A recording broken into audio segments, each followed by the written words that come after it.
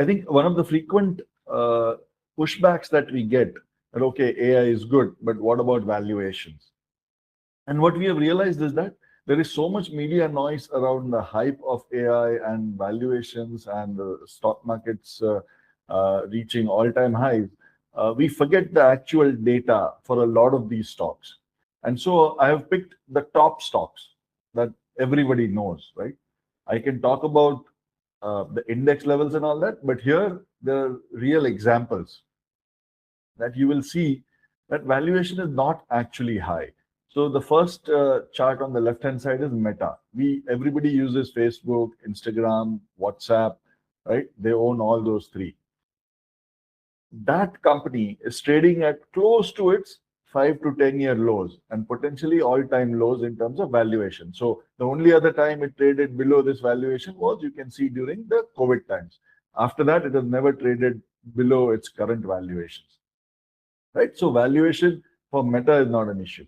Next, the storied name is NVIDIA. Everybody talks about NVIDIA being the darling of the AI world.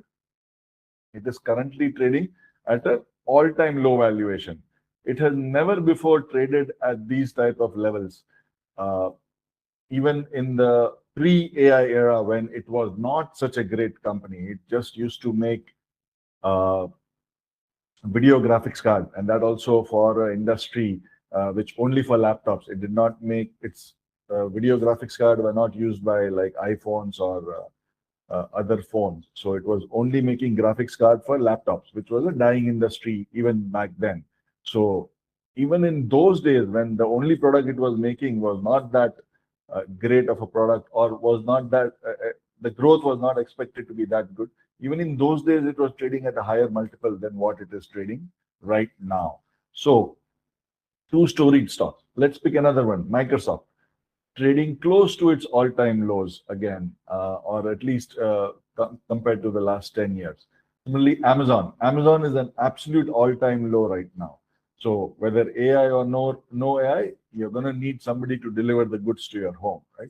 There is no doubt about that. So this is not, it's not a loser from the AI adaptation around the world. And even then, it is trading at a very low multiple. And these are multiples from as of Friday's close. So these are not some old multiples. As of Friday evening's market close, these are the multiples, right? Similarly, Netflix, trading at an all-time low multiple again. And so the question is not, okay, one or two stocks trading at all-time low.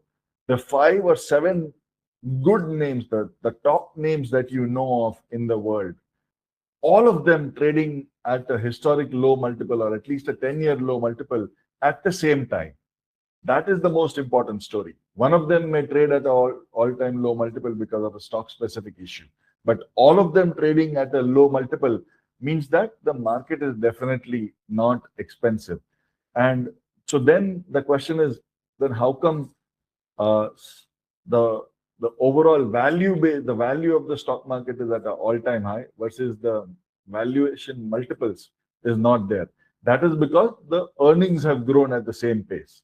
So all of these companies have grown earnings at a faster pace than what their stock prices have grown.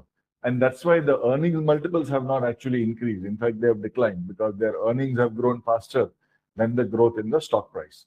And that's the reason that there is a little bit of a mismatch about how people think that, okay, the stock markets are at an all-time high, but the valuations are not at an all-time high because the earnings have grown faster.